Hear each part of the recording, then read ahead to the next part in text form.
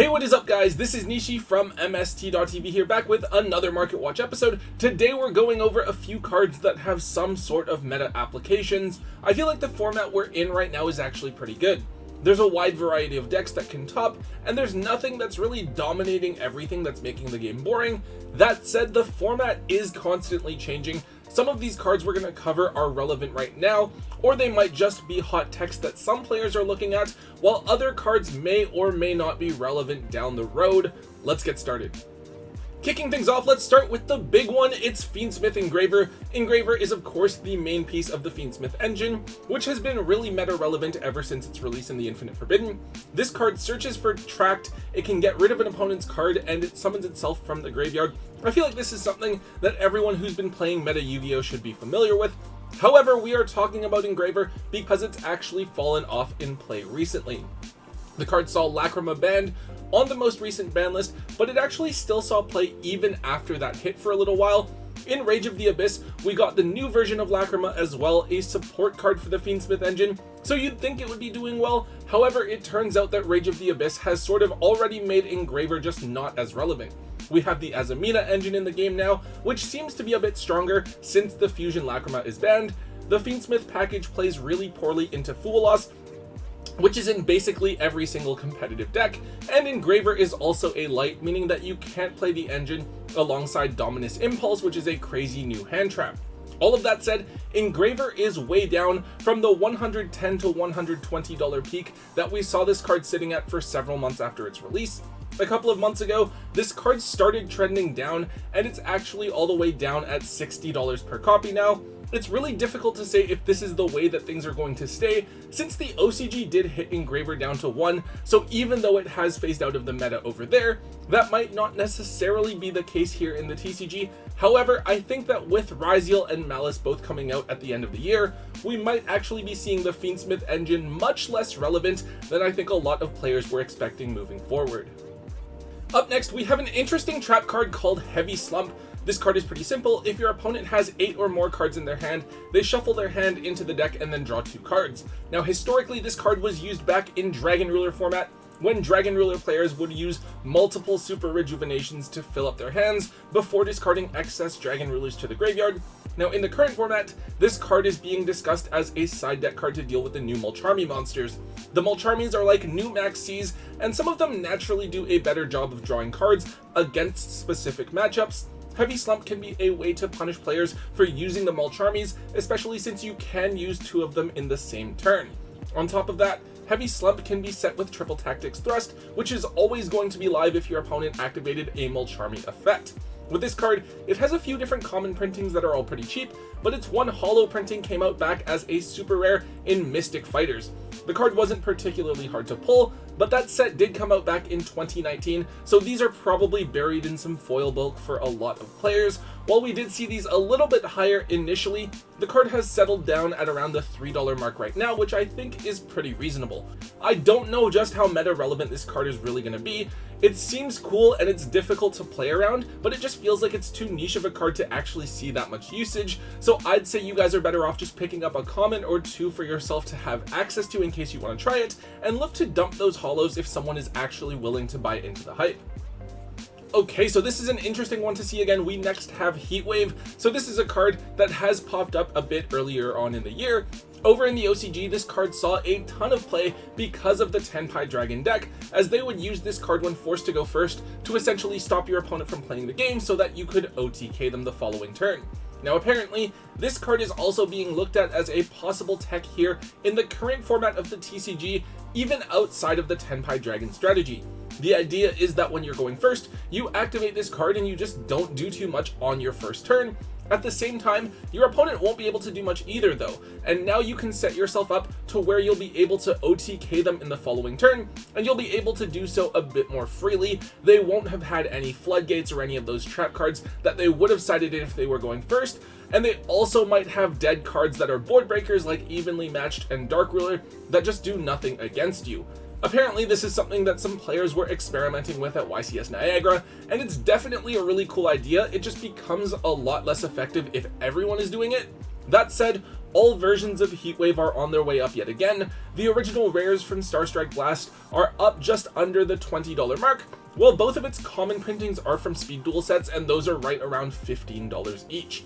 Hopefully this card does get a reprint in the TCG soon, especially if it continues to prove to be a card that can be teched into a wide variety of decks successfully. So this is a really random one. It's number C102 Archfiend Seraph. This isn't something that gets made at all, it's way too difficult to summon. Rather, this card is used in the OCG alongside 7th Tachyon, a search card that we here in the TCG will be getting in Maze of the Master early in 2025. Now basically, C102 has stats that line up so that you can use 7th Tachyon to search for Artifact Lancia or Artifact Scythe.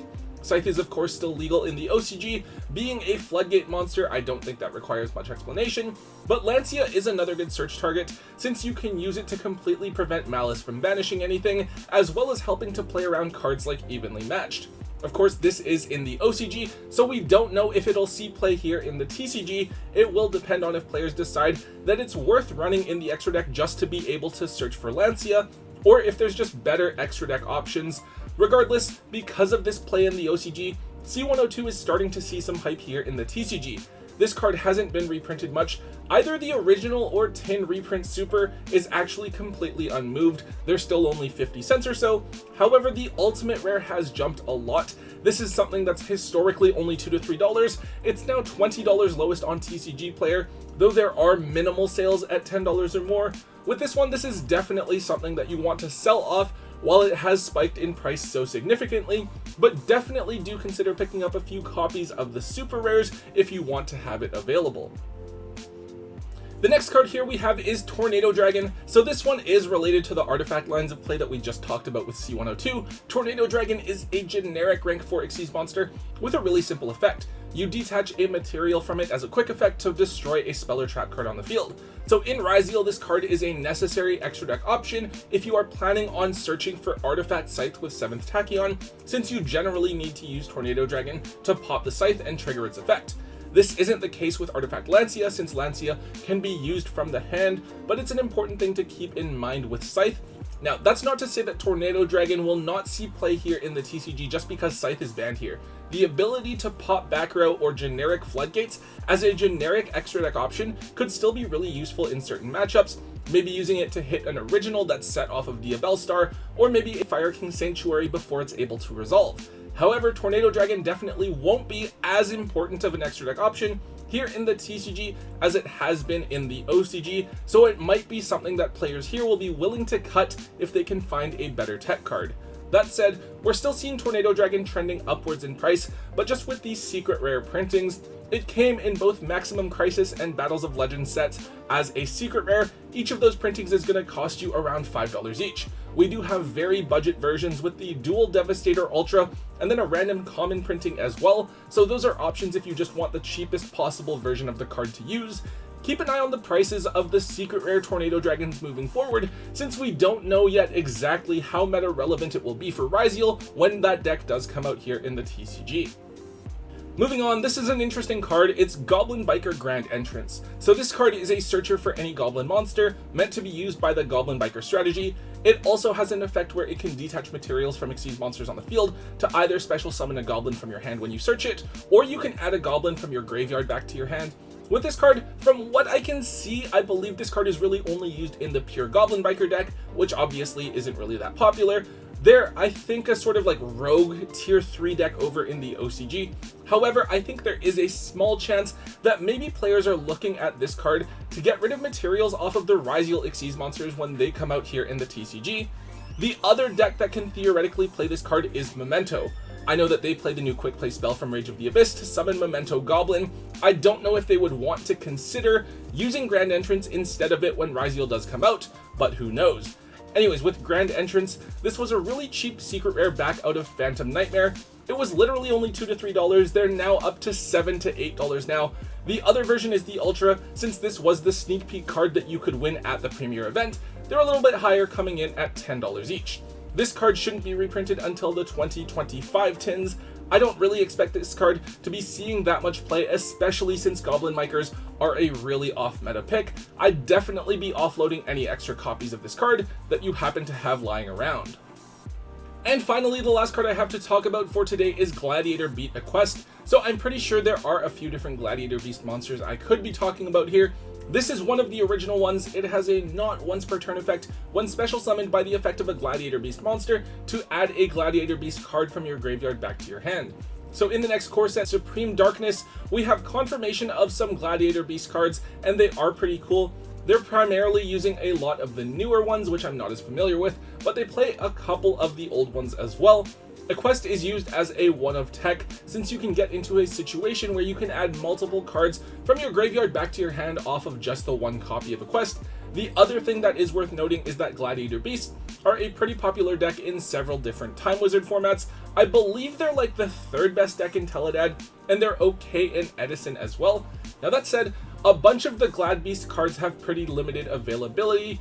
They haven't really gotten much love from Konami over the years. A bunch of them were initially printed in low rarities and then got one holo printing in Legendary Collection Generation X. That's what happened with a quest, and while the commons are still really cheap, the card's one holo printing is now coming in at $20 each. I feel like if you own this card in Secret Rare, right, you probably already are a hardcore GB player and you don't want to move your copies anyways.